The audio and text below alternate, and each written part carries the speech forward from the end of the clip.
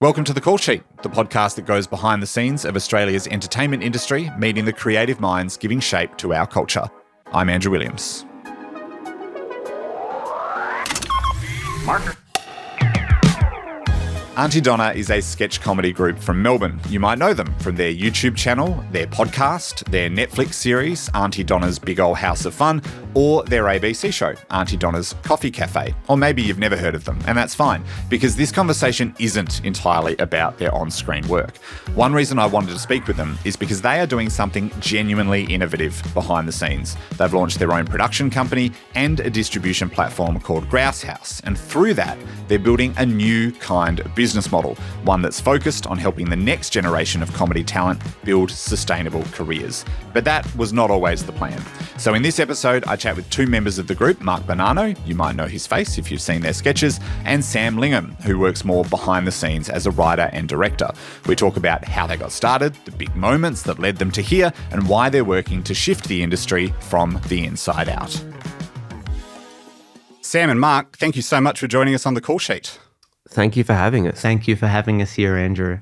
It's an absolute pleasure. I wanted to ask, first of all, about what we're talking about when we talk about the entity that is Aunty Donna. How did you first meet? And I guess, how did you discover that sketch comedy was the thing that you could do and wanted to do together? So we all met at the University of Ballarat. So all of us were studying acting down there. We knew we wanted to do comedy, but there was never any talk about like what form we wanted to do early on. We sort of just hung out and we would meet every month or so and we'd sort of just chat and just talk through ideas or what we wanted to be or what we didn't want to be very early on. Quite lofty ideas for people who'd done nothing. But, you know, we're like, let's... Hey, got to start somewhere. Yeah, that initial year was just a bunch of people sitting down and going, if we were to do something, if we were to do comedy, what would we do? And we sort of landed on people haven't done stupid and just dumb and like irreverent, like that felt like it hadn't been like, you know. It was missing for a bit, you know. Yeah, I like think. sketch felt very intellectual and it also felt dead. That was another very big thing. I remember a big conversation being about sketch because we were like, a play's too big. Sketch is nice and small and we can just work on, you know, for our first thing, we can work on a bunch of little small things, put them together and that'll be easy. But like in our first year at Melbourne Comedy Festival, you couldn't classify your show as sketch. That wasn't a category. It didn't exist anymore, right? Right. Whether it had in the past, I'm not sure. But I don't think so. Yeah, it didn't exist, which was a very clear indicator to us. So your show could be a stand-up show. I think it could be... Theatre. Cabaret. Maybe that was it. I think so, Yeah, but sketch didn't exist. And like, I don't know, not to toot our own horn, but I think maybe we had a little bit to do with bringing that category into the... Oh, look, I don't know if that's true or not, but it's interesting that you just couldn't do that at the start. And so that was another big thing of like, yeah, that's, you know, hole in the market. Yeah. I was just about to say, it's like any business really. You've identified a gap in the market. And it's funny thinking about, I mean, I remember when I was growing up and just watching so much Australian comedy on TV, how much of it was sketch-based, like Full Frontal and the Comedy Company. And in the early noughties, every major network had a sketch show. Yeah. But it felt like it was mostly observational rather than your sort of brand of surrealism and irreverence. So maybe that's also something that you were able to kind of move it forward in. Do you think? Is that fair? Well, I think so. I mean, I have to bring up the McAuliffe program. Incredible show. My favourite show of all time. Yeah, it was that we felt like it hadn't been done for a while. Like it had been 10 years since, longer than something like McAuliffe, which was just, like stupidity and absurdity. And like you'd get your little sprinklings of that in your like, you know, in your Big Bite or your Skit House or your Comedy Inc. You know, like there's little bits of it, but it never felt like the core. I went back and had a look at your YouTube channel and I sorted oldest to newest and I went and had a look at the first video. Brutal. You ever put up. I won't link to it in the episode notes for GPS? This. Yes, GPS Tries to Kill Man, posted 13 years ago according to YouTube. I love that sketch. Yeah, it's great. And do you remember when you posted that and how it went and how you felt about it at the time? Yeah. Putting something like that online. So we actually shot that not to go online, but rather because we were sort of at a weird forefront in terms of like what was happening with online in the live space, but we wanted to get a really good venue for the comedy festival, like a festival managed venue. And we were like, they're not just going to give one to us because we haven't done anything before. Yeah. So we went to Ballarat for the weekend and we shot a bunch of sketches. We'd also been told how difficult it was to get a festival managed venue. But, you know, I can be quite obstinate, or we can all be quite obstinate. And we're like, well, we can at least just apply, you know, like, who cares? Like, people are like, that's hard, you won't get that. I'm like, I'm going to do it anyway. Let's go. You know, we put an application in. So we drove to Ballarat for the weekend and we shot a bunch of sketches and put them all together and sent those through. And it worked. You know, it got us a venue. They were like, oh, great, these sketches are like, that's 10 minutes of funny sketches. You guys seem like you know what you're doing. We ended up putting those sketches online onto YouTube, and that was the first one I remember. I remember when they got to 1,000 views, and I was like, this is incredible. This is so cool. Yeah. Like 1,000 people have watched this sketch we've made, which was really good. It was the best of the bunch because there was we filmed a handful of sketches, and all of those sketches were written over like a Facebook group. Yeah. Where no one, like, we didn't do any drafts. We didn't have any scripts. It was literally like someone would post an idea for a sketch, and then one day, I was doing my 30th show at the time. I think the day we shot, I had a show that night, and they were awful. But it was the first time the kind of whole group got together and did a thing. And GPS, I think, I still love that joke. I think the joke still stands. Yeah. And is a really, really fun joke. It was the best of the bunch. Yeah, without doubt. How long after that YouTube, you know, posting your first video and then continuing to post videos on YouTube, did you start to think this is a thing, this can be its own thing? When did the commercial element of what you were doing start to factor into your thinking? So we did our first show, and then a friend of your brother's came. Mike DeRobio came, and he was like, hey, I'm putting together a sketch show or a bunch of like random little short things for this series for Channel 31. It was, you know, very forward thinking at the time, and he tried to pitch this to like ABC and stuff who, you know, wholeheartedly rejected it because it was a new, interesting, good idea. It was this idea that you would make your content, right? You go out to a bunch of different creators. You'd make 4 or 5 minutes. It's called Lost Dog TV. Make 4 or 5 minutes, 4 or 5 minute episodes. You do 6 of them. And then he'd string a bunch of different creators, 4 5-minute bits together into a half-hour show. That would air on Channel 31. And then all of the creators then got their individual bits to then upload on their own YouTube channels if they wanted, right? It was like you put it together for the show and then the content is yours to do with what you wish. Channel 31, by the way, we've been asked to explain, which is absolutely fair enough, is... some of us are not from Melbourne. Yeah. It's community television. Community television. Yeah.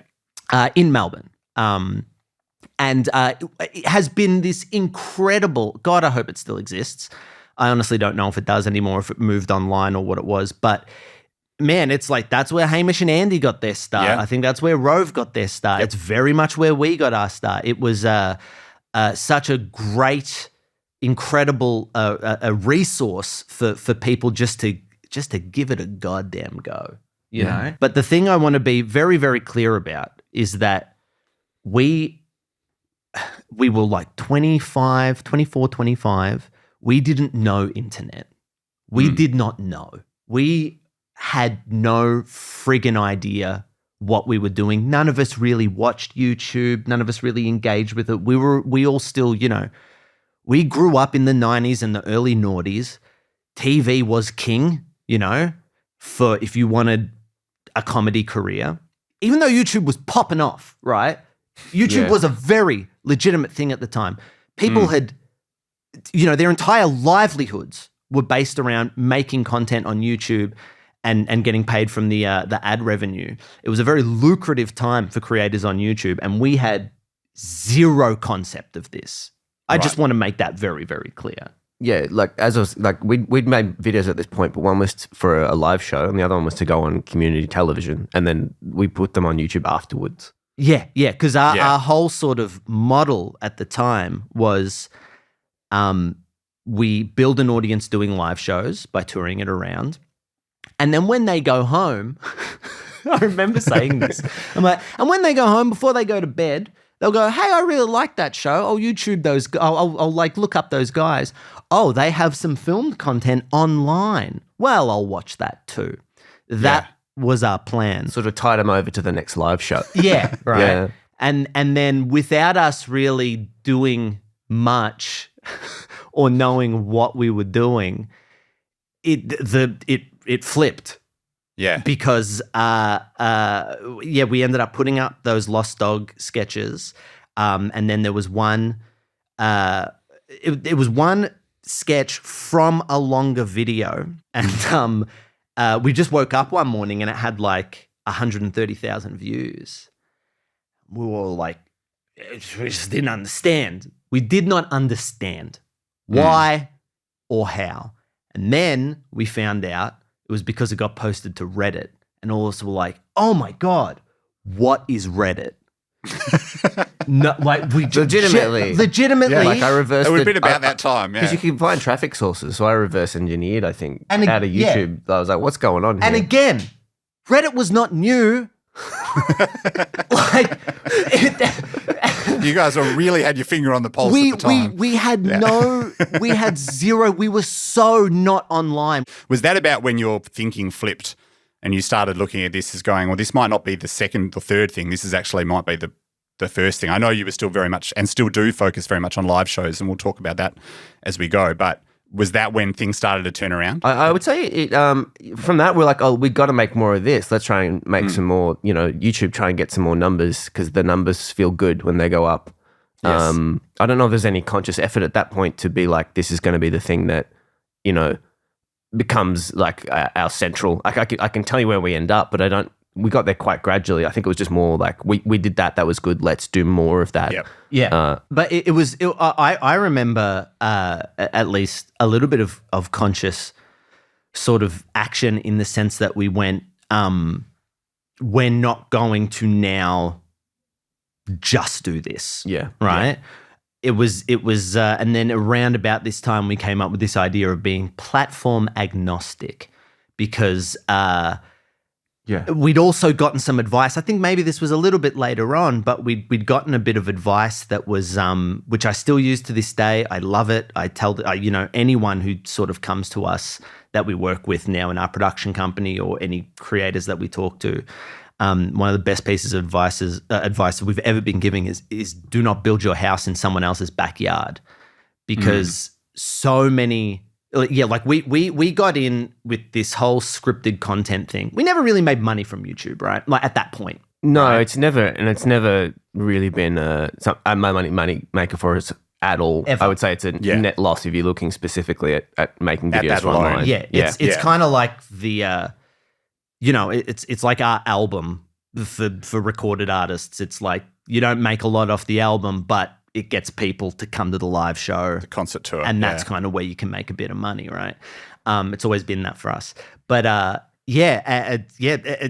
because there were so many people at that time. Like I said, like when we came into the game, I think people who had been building their whole careers, their whole lives off being YouTube creators, it was just starting to fall apart for them because the ad revenue was getting cut and the algorithm started becoming this thing that was changing.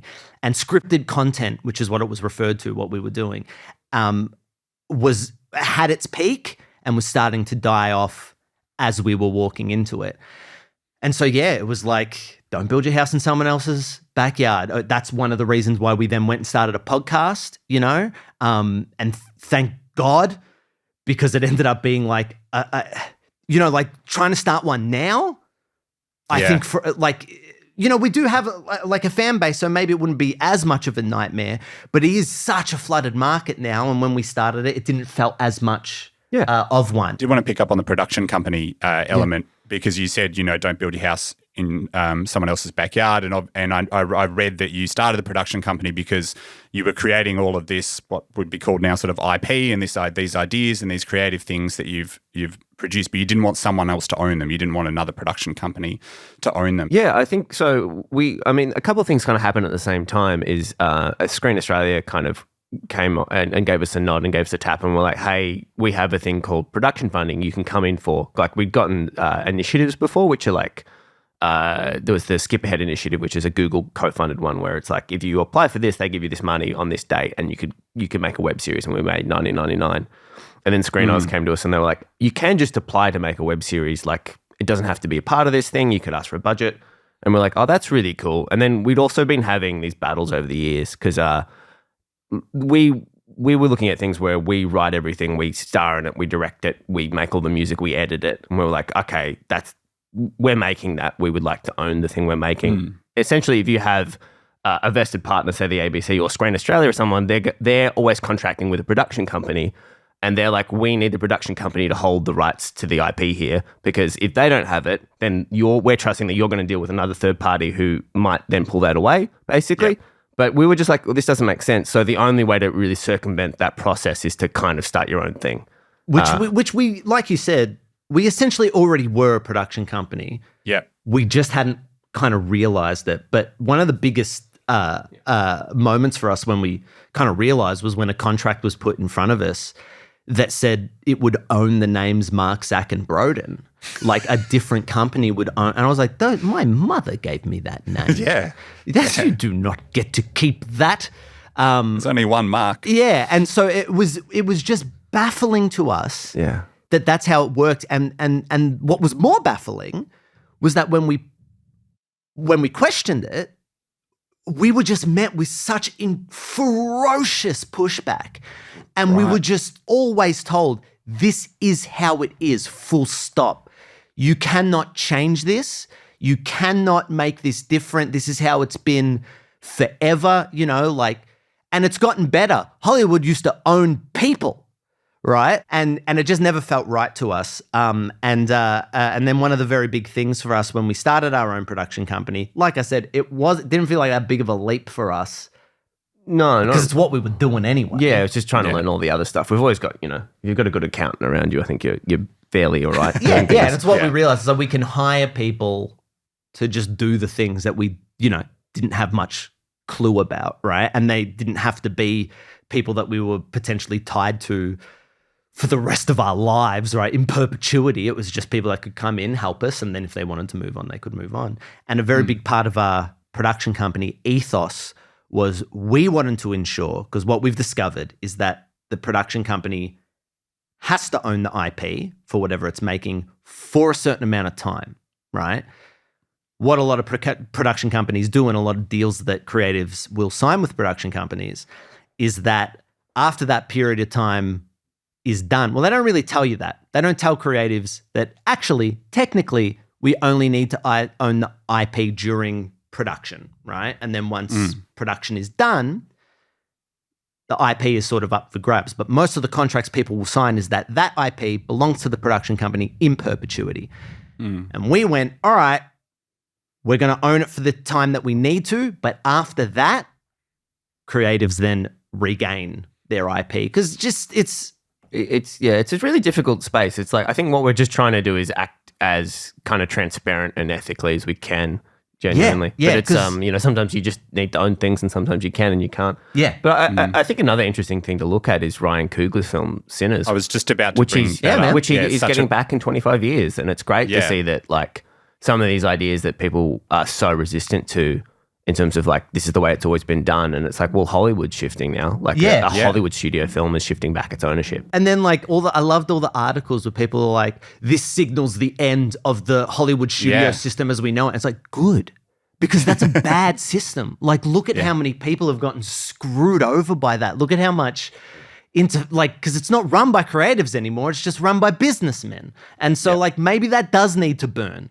Yeah. I also think we might put a link to the Ryan Coogler story in the show notes, because it is really fascinating. And as you say, you're sort of, in a strange way, a forerunner to that change being made in Hollywood yourselves. Well, yeah, I think Ryan's a big fan of ours and has been following everything we've been saying. I don't know. Yeah, no, he copied us, and we're currently suing him. Yeah. I'm assuming that they looked at what you did and went, that's what we're going to do. Yeah, well, we have the same lawyer, so it's interesting. Oh, we do, don't we? Yeah, we do. We have the same lawyer as him.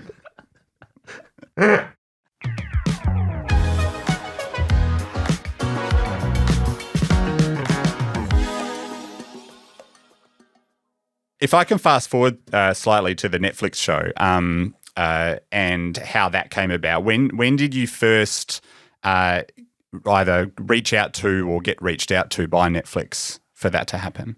Well, I just want to preface all of this with the Netflix show is the most clear example of pure luck that I would say ever. And when I say luck, right, I mean, I believe luck is timing and hard work combined, right?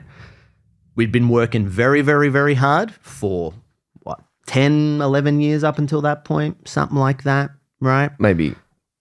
No, it's fine. What? I was going to say like maybe like 7. 7? Really, was it? Like when we pitched, it was 2018.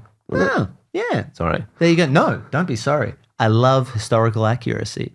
Yeah, so do we. Yeah. 7 years we've been working very, very hard. Well, only 7 years, so not that hard.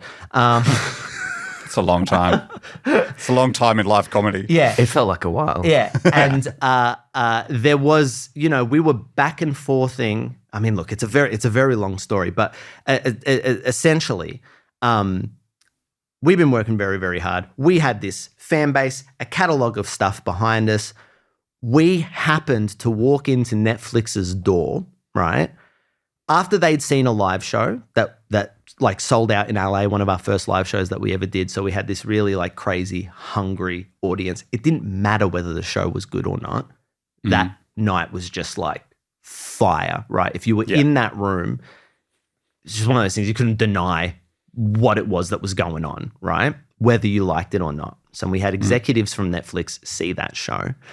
And then by the time we got around to developing the idea, getting the show together, and we only pitched it 3 times, and we walk into Netflix's door. This was still at the time, this was at the exact time where other streaming services didn't exist, but were starting to. There were whispers of them. So Netflix was in a position where they were like, we are going to lose heaps of our content that we have on here because it's going to go to these other studios and these other streaming services. We need to make as much original content as humanly possible. So that was one thing. And the other thing was, for some reason, Netflix went, and we're going to start a sketch department. And we're going to commission 4 sketch shows, right? So when we walk into their door, they are not only just looking for as much content as possible, they're specifically looking for sketch, and they're specifically looking for sketch that already has a voice, a package, an audience that could potentially come to Netflix and something that they could own. So all those ducks get lined up. If we'd walked into Netflix's door 3 months after we did, we wouldn't have a show. Absolutely. Like if we'd heard that they were like, hey, Netflix has a sketch department. Okay, let's get together a pitch. Let's put it together. Let's organize flights. Like too late. By that time, already too late. By that time, that sketch department was actually already defunct. Like Hey, they move fast to break things over there. Yeah. It was wild. It was just crazy. And then on top of that, we pitched it in 2018. We get the show, we get the green light around about June, July, whenever it was, right? Contracting takes more than a year. We get to the point, I remember Sam being very, very big on this. Sam was just like, for some reason, for some goddamn Sam Lingham reason, he was like, we are shooting this show in 2019, full stop, right? I don't care. We're doing it in 2019. And really pushed for us, even before contracts were signed and we knew it was going to happen, to start writing the show so that it would happen in 2019, because it was looking like if we didn't start writing the show even before we knew it was happening, it wouldn't happen. So we start doing that. It all ends up happening. We shoot the show. The last day of shooting was the last day before Christmas break of 2019. Now, I don't know if you remember what happened a couple of months later. I have a vague inclination, yeah. But had the project got delayed a week, it would have all gone over into 2020 and we wouldn't have a show. They cancelled Glow. They weren't going to keep our show. Still hurts. Yeah. but But then it Still also hurts to arises this that day. our show comes out in November 2020 when everyone's indoors with nothing to do. Yeah. Like it's just, I remember like being on Twitter that day and just being like, I can't read everything. Yeah. Yeah. Like it was also like, it also happened to be at the time where Australian comedy is feeling a bit weird and us getting our show up in America felt like the vindication of a local industry. Absolutely. And I was like, oh, there's all this just goodwill and timing and stuff is all just kind of compounded into this one project. It was, it was Yeah, there was a real astounding. local boys dig good sort of headline to And it it all. finally got you that show on the ABC that you've always wanted, which was The Real Big Fish, right? Yeah. To be honest, yes. Yeah. Like that was our dream from day one. Our Yeah. dream was to have a show with ABC comedy. Like that was absolutely what we wanted, and we had to get a Netflix show before Before we could get we that. could. You've had a lot of great cameos in the sketches that you've done. You've had a lot of very famous people pop up. Is there someone that you thought, oh, we're not going to get this person, but then they did? I mean, the one we when we made ABC Coffee Cafe, there's a whole episode built around Rake. Rake, yeah. Richard Roxburgh. We had some other writers come help early on in the process, just ideating ideas out for that show of what could happen.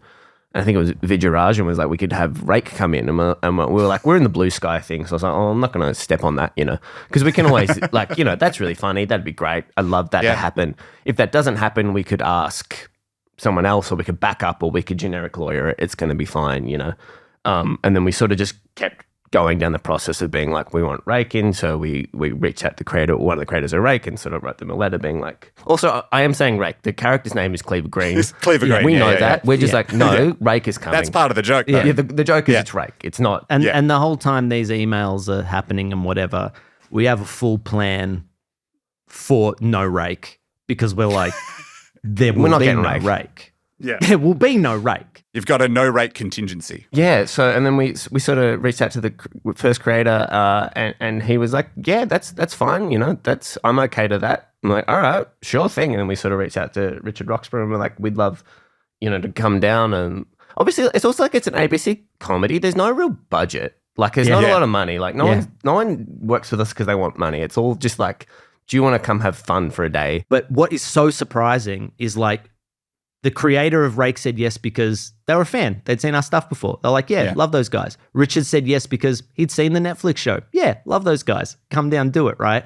That happens so much where people that we just couldn't possibly imagine have the time or energy to watch our The stuff. time as well. It's like you have to be here on this day. Yeah. Like it's not Yeah. we're flexible, we can shoot around you. It's like, no, this is when it's shooting. But they've You have to seen be in it, town. and then they're just like, "Yeah, I like that. I'll do that. That sounds sick, right?" But not always, because Matt Moran, who played Mouse in The Matrix, comes and reprises his character from The Matrix in Coffee Cafe to do just like one of the dumbest jokes we've ever written. Beautiful. And he didn't know who we were, and he watched our stuff on the plane from Sydney over and was like, I really liked it. And I was like, so why did you say yes to doing advance this? of And he was just like, oh, I was lucky enough when I was younger in the 2000s to be a part of both, because he's also in Star Wars, has a little cameo in Star Wars. He was like, I was part of these two massive franchises, and I was so lucky, and people still care about it. So anytime people do, I'm like, yeah, he embraces it, fully embraces. Like, yeah, I'll do that. I love doing that. Oh, what a cool dude.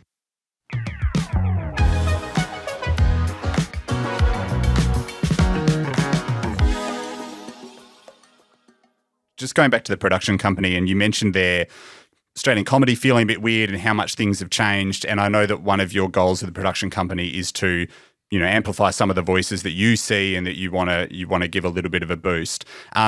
First of all, how difficult is it to get started in comedy at the moment in Australia? For say, if you think of yourselves 13, 14 years ago, would you say, okay, in 2025, we'd still try and do the same thing? I think one of the things that is not quite obvious, but is also like really a huge factor is the cost of living crisis. Like, I think it is so much harder to be poor. And that's just the fundamental of starting out in the arts is like, we didn't take any money out of Aunty Donna for 5 years. Yeah. I was able to work at a supermarket 3 days a week.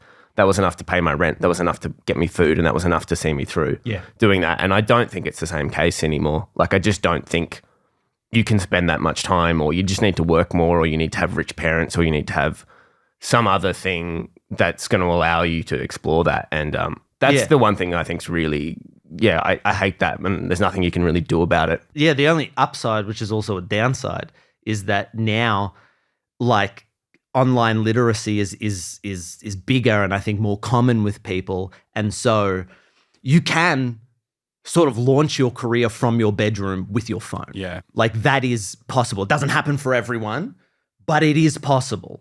And so that's like a very big difference. But, you know, the downside is that there's so much, there's endless content, endless. And sometimes it feels like such a roll of the dice. You could be making the best stuff and no one could be watching it. Like, that's the reality that we live in now, is that the quality of the content that you make almost doesn't matter anymore. I mean, it does. Obviously, it's a factor, but you can't compete against like a baby eating wasabi. Yeah. Like, you could, like, that's gonna like you can't. And so, yeah, I don't know. I don't think it's harder to get started, but it's maybe a little harder to be that, like, diamond in the rough potentially. Yeah. So there's so much more rough. Yeah. When you make your decisions in terms of what you're going to back from a production company standpoint, so new projects or new talent that you're going to put your weight behind, as it were, are you primarily looking at the quality of what they're putting out and the fact that you think more people should see this and we think it's really good? Or are you primarily looking at, you know, the potential reach, appeal, commercial elements?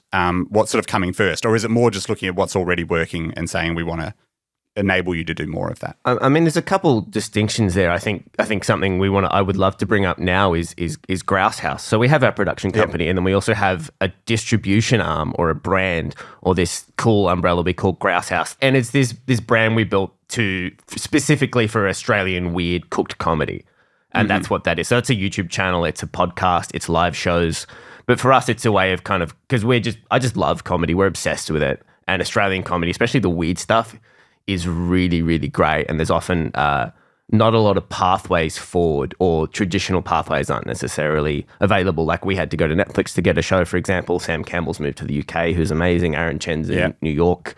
Like, it kind of is what happened. Or you find a means to, play ball with the traditional media community, or you find a way to engage your own crowd. All the weirdos in Australia either burn out or need to go overseas to find an audience that, because niche audiences in countries that have a larger population are big enough to sustain a career. And weirdos are a bit more embraced, I think, especially on traditional media overseas, like people that are off kilter. And here, not so much. I think we're still very much about the straight cut Aussie larrikin. Like, we love that. We still love that, or at least traditional media. The people who run traditional media still love that. Yeah. And but you know, it's not completely true. There are times when it does happen, but it's so rare, and even then, it's still very difficult to build your career here. So yeah, Grouse House came out of this idea of, can we try and build something for Australians in Australia, where at least that niche audience, there is a home for that niche audience, because there isn't right now, or there wasn't. So it's just for us about building that community out of being like, hey, if you like Australian alt comedy, we're curating a bunch of it. Just please come over here, get involved. It's going to be a great time. And also for other people to be like, hey, if you want to make something, hopefully you can make something and have people who will appreciate it, see it.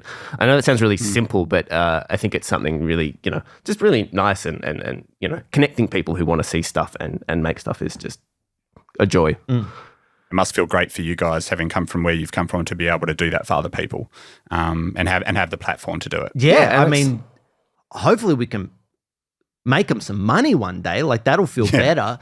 Like, quite genuinely, like, finding the audience is great, but I think when I'll really feel good is when there is a legitimate alternative. This is our lofty ambition, but there is a legitimate alternative where you can get paid properly to make what you want to make without crazy network interference, without, just a place where creators can be themselves. There is an audience and there is a model where you can make money off it.